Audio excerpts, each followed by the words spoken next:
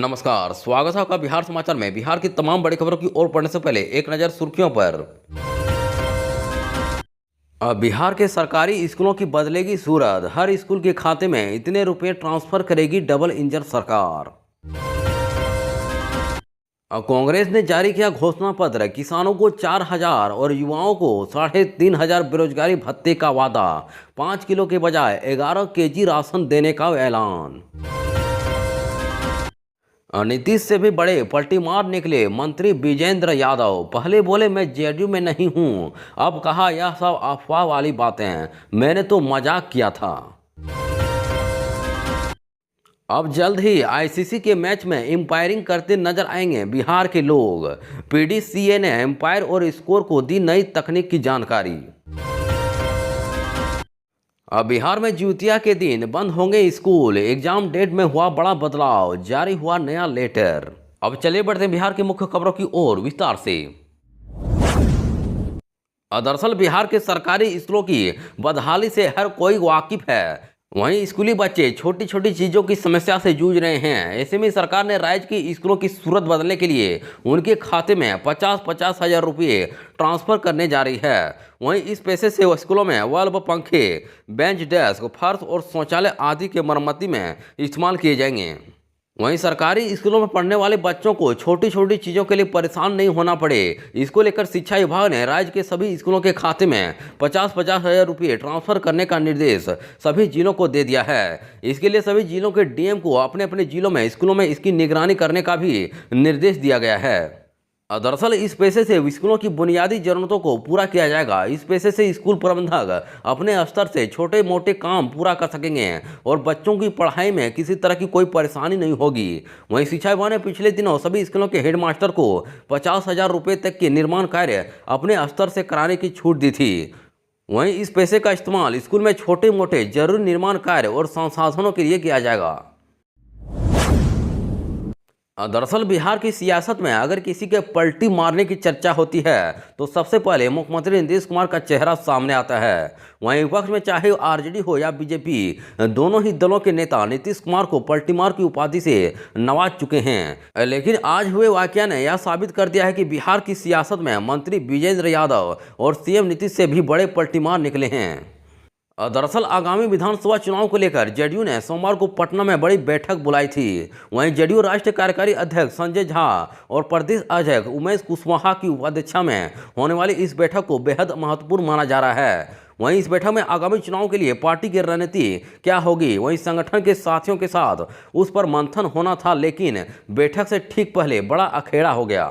दरअसल बैठक में शामिल होने पहुंचे जदयू के वरिष्ठ नेता और मंत्री विजेंद्र यादव जदयू दफ्तर में लगे पोस्टर में अपनी तस्वीर नहीं देखकर भड़क गए और बैठक का बहिष्कार कर वहां से निकल गए। वहीं इस घटना के बाद जदयू के अंदर खाने खलबली मच गई। वहीं पार्टी दफ्तर आए जदयू के सीनियर लीडर और सरकार में ऊर्जा मंत्री विजेंद्र यादव से सवाल किया गया तो उन्होंने कहा कि मैं जनता दल से नहीं हूं, मुझे तो समझ नहीं आ रहा है कि मुझे क्यों बुलाया गया है, जब मैं पार्टी का मेंबर ही नहीं हूं तो क्या फायदा बुलाने का। इसके बाद वह आगे बढ़ गए। दरअसल विजेंद्र यादव के बयान के बाद कयास तेज हो गए हैं कि वह जदयू छोड़ने वाले हैं। दरअसल पटना जिला क्रिकेट एसोसिएशन की ओर से 2 दिवसीय जिला स्तरीय एम्पायर स्कोर सेमिनार का समापन समारोह बड़े धूमधाम से संघ के कार्यालय पुष्पांजलि कॉम्प्लेक्स बोरिंग रोड में संपन्न हुआ। वहीं इस सेमिनार में जिला भर से आए एम्पायर स्कोर को क्रिकेट के नए नियमों और तकनीकों के बारे में विस्तृत जानकारी दी गई। दरअसल इस 2 दिवसीय कार्यक्रम के पहले दिन अलग अलग हिस्सों से आए एम्पायरों को नई नियमावली के बारे में जानकारी दी गई। उसके बाद इसको लेकर एक परीक्षा भी आयोजित करवाया गया। इसके साथ ही तकनीकी जानकारी भी उपलब्ध करवाकर उसकी परीक्षा ली गई। दरअसल पहले दिन एम्पायरों को बीसीसीआई के राष्ट्रीय पैनल अंपायर रवि शंकर ने अंपायर के बेसिक नियम से लेकर वर्तमान समय में हुए बदलाव नियमों के बारे में विस्तृत रूप से जानकारी दी। उन्होंने एम्पायरों को बताया कि किसी मैच में उनकी भूमिका किस कदर अहम हो जाती है, उनके बारे में किस तरह की जवाबदेही होती है। दरअसल बिहार के सरकारी स्कूलों में पढ़ने वाले छात्र छात्राओं और शिक्षक के लिए यह काफ़ी काम की खबर है। अब सुबह के सभी सरकारी स्कूलों में 25 सितंबर मंगलवार को जिउतिया पर्व को लेकर स्कूलों में छुट्टी दे दी गई है। वहीं इसको लेकर शिक्षा विभाग ने पत्र जारी किया है। इसके साथ ही अर्धवार्षिक परीक्षा का डेट शीट भी जारी कर दिया गया है। दरअसल सूबे के विद्यालय में अर्धवार्षिक परीक्षा को लेकर राज्य शिक्षा शोध परियोजना परिषद ने परीक्षा की तिथि निर्धारित की है। इसके बाद इसमें समस्या यह था कि परीक्षा का कार्यक्रम ज्योतिया पर्व के दिन भी रख दिया गया है। उसके बाद इस फैसले को लेकर शिक्षक संगठनों ने विरोध जताना शुरू कर दिया। उसके अगले दिन शिक्षा विभाग ने ज्योतिया के दिन के परीक्षा को रद्द करके उसके अगले दिन 26 सितंबर को आयोजित करने को लेकर आदेश जारी किया है। दरअसल बिहार में आगामी 18 सितंबर से 26 सितंबर तक प्रवेश के 8वीं कक्षा तक के विद्यालय में अर्धवार्षिक परीक्षा का आयोजन हो रहा है। वहीं 26 सितंबर को कक्षा 1 और 2 की अंग्रेजी विषय की मौखिक परीक्षा सेकेंड शिफ्ट में आयोजित होगी। वहीं शिक्षा विभाग ने अर्धवार्षिक परीक्षा को लेकर के संबंधित दिशा निर्देश सभी जिलों के जिला शिक्षा पदाधिकारी को पूर्व में उपलब्ध करा दिया है। दरअसल विधानसभा चुनाव को लेकर कांग्रेस ने घोषणा पत्र जारी किया है। वहीं कांग्रेस के घोषणा पत्र में किसानों, महिलाओं और युवाओं के लिए कई कल्याणकारी कदम उठाने का वादा किया गया है। वहीं युवाओं को 1 साल तक 3500 रुपये प्रति माह बेरोजगारी भत्ता दिया जाएगा। वहीं 1 लाख सरकारी नौकरी देने का भी वादा किया गया है। वहीं कांग्रेस ने कहा कि यह सिर्फ कागज का बुनियादी नहीं है, बल्कि यह हमारी गारंटी है। वहीं लोगों की इस हालत को अब हाथ ही बदलेगा। भूमिहीनों, जोतदार और भूस्वामी कृषक परिवारों को हम प्रतिवर्ष 4000 रुपये की अतिरिक्त वित्तीय सहायता देंगे।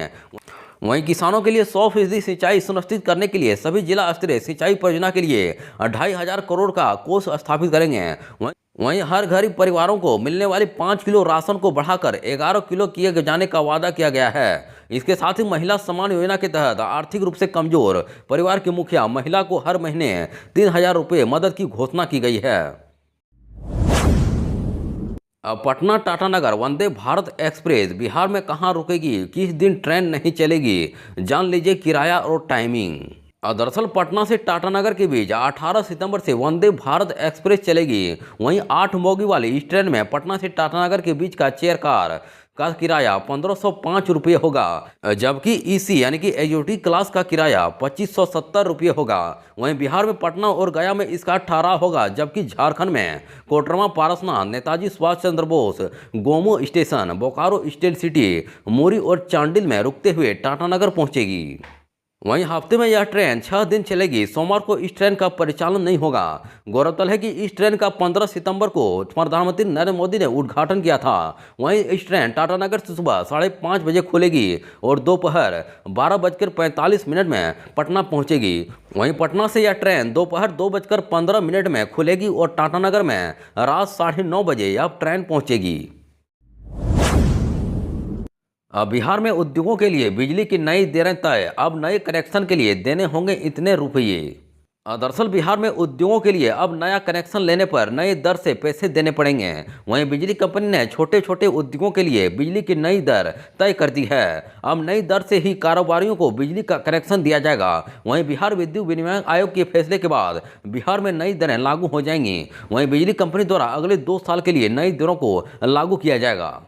वहीं बिजली की नई दरें बहुमंजिला इमारतों, अपार्टमेंट और व्यावसायिक भवनों पर लागू नहीं होगी। वहीं 3 किलोवाट तक के कनेक्शन के लिए कारोबारियों को अब 2700 रुपये देने होंगे। इसके घरेलू श्रेणी में रखा गया है। वहीं सिंगल फेज में ही 4 किलोवाट तक का बिजली कनेक्शन लेने पर 4500 रुपये लगेंगे।